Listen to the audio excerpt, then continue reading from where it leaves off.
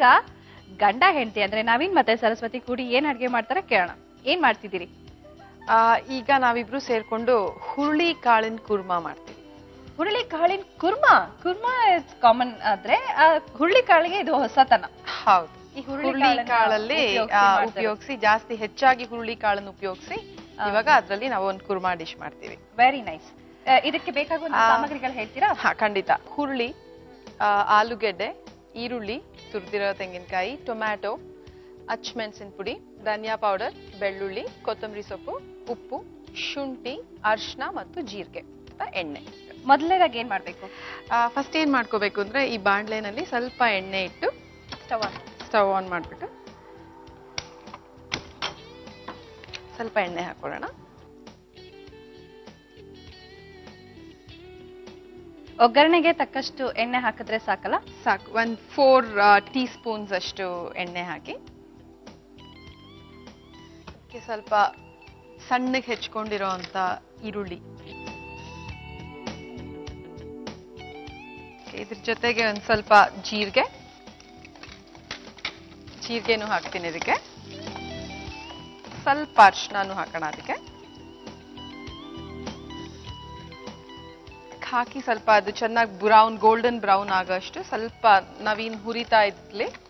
ಅಷ್ಟ್ರೊಳಗಡೆ ನಾನು ಇದನ್ನ ಮಿಕ್ಸರ್ಗೆ ಹಾಕೊಂಡು ಆಮೇಲೆ ಹಾಕದ ಕಾಳು ಇವಾಗ್ಲೇ ಹಾಕ್ಬೋದು. ಅದು ಸ್ವಲ್ಪ ಗೋಲ್ಡನ್ ಬ್ರೌನ್ ಆಗ್ಲಿ. ಅದಾದ್ಮೇಲೆ ಈ ಬೇಯಿಸ್ಕೊಂಡಿರೋ ಅರ್ಧ ಬಾಯ್ಲ್ಡ್ ಹುರುಳಿ ಕಾಳನ್ನ ಅದಕ್ಕೆ ಮಾಡ್ಬೇಕು.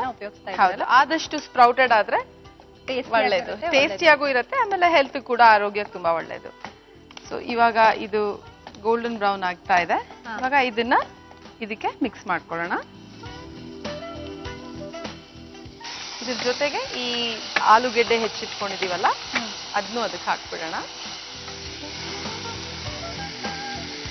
ಬೇಯಿಸಿರೋ ಅಚ್ಚಿಟ್ಟಿರೋ ನಾನು ಇದರಲ್ಲಿ ಹೌದು ಹಾಫ್ ಬಾಯ್ಲ್ಡ್, ಫುಲ್ ಬೇಯಿಸ್ಕೋಬಾರ್ದು, ಅವಾಗ ತುಂಬಾ ಸ್ಮ್ಯಾಶ್ ಆಗೋಗುತ್ತೆ. ಅರ್ಧ ಬಾಯ್ಲ್ ಮಾಡಿ ಇಟ್ಕೊಂಡಿದ್ರೆ ಹುರುಳಿ ಸ್ವಲ್ಪ ಬೇಯೋದಕ್ಕೆ ಸಮಯ ತಗೊಳುತ್ತೆ, ಬಟ್ ಆಲೂಗೆಡ್ಡೆ ಬೇಗ ಬೆಂದ್ಬಿಡುತ್ತೆ. ಆದ್ರಿಂದ ಎರಡು ಸೆಪರೇಟ್ ಆಗಿ ಬೇಯಿಸ್ಕೊಂಡಿದ್ದೀರಾ. ಹಾಗಾಗಿ ಸಿಮ್ಮಲ್ಲೇ ಸ್ವಲ್ಪ ಚೆನ್ನಾಗಿ ಬೇಯಲಿ.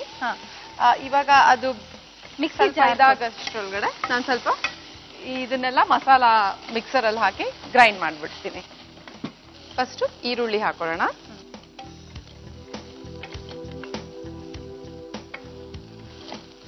ಇದು ತುರ್ತಿರೋ ತೆಂಗಿನಕಾಯಿ,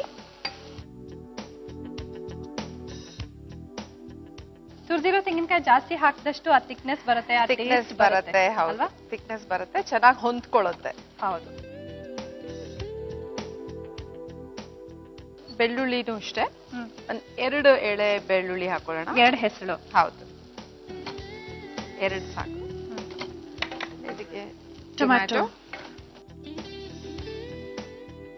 ಟೊಮ್ಯಾಟೊ ಅದಕ್ಕೆ ಸ್ವಲ್ಪ ಇವಾಗ ಒಂದ್ ಸ್ವಲ್ಪ ನೀರ್ ಹಾಕೊಳ್ಳೋಣ. ಅದಕ್ಕೆ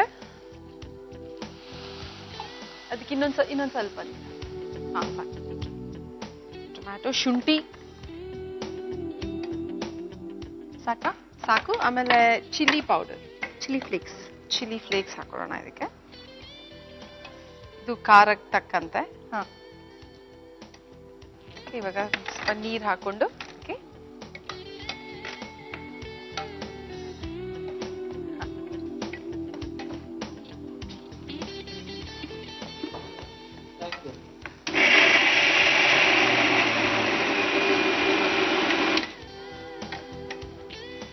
ಆಗಿದ್ಯಾ?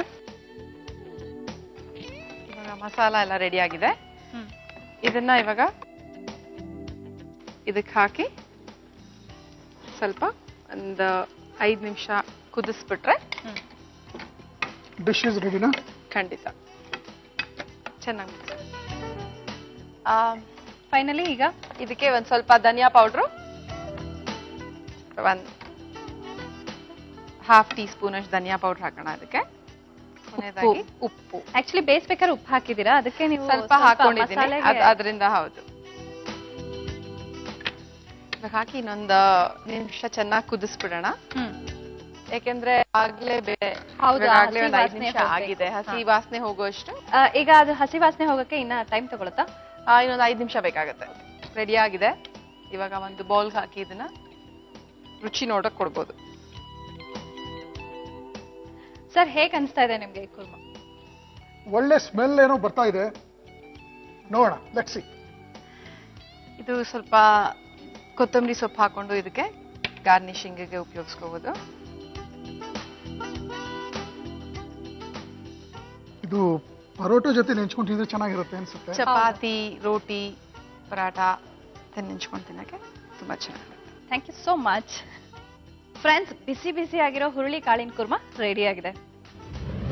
ಹುರುಳಿ ಕಾಳಿನ ಕುರ್ಮಾ ಬೇಕಾಗುವ ಸಾಮಗ್ರಿಗಳು: ಬೇಯಿಸಿದ ಹುರುಳಿಕಾಳು, ಆಲೂಗಡ್ಡೆ, ಈರುಳ್ಳಿ, ಕಾಯಿ ತುರಿ, ಟೊಮ್ಯಾಟೊ, ಖಾರದ ಪುಡಿ, ಧನಿಯಾ ಪುಡಿ, ಬೆಳ್ಳುಳ್ಳಿ, ಕೊತ್ತಂಬರಿ ಸೊಪ್ಪು, ಉಪ್ಪು, ಶುಂಠಿ, ಅರಿಶಿನ, ಜೀರಿಗೆ ಮತ್ತು ಎಣ್ಣೆ. ಮಾಡುವ ವಿಧಾನ: ಬಾಣಲೆಗೆ ಎಣ್ಣೆ, ಈರುಳ್ಳಿ, ಜೀರಿಗೆ, ಅರಿಶಿನ, ಬೇಯಿಸಿದ ಹುರುಳಿಕಾಳು, ಆಲೂಗಡ್ಡೆ, ರುಬ್ಬಿದ ಮಸಾಲೆ, ಧನಿಯಾ ಪುಡಿ, ಉಪ್ಪು ಹಾಕಿ ಬೇಯಿಸಿಕೊಂಡ್ರೆ ಹುರುಳಿಕಾಳಿನ ಕುರ್ಮಾ ಸವಿಯಲು ಸಿದ್ಧ.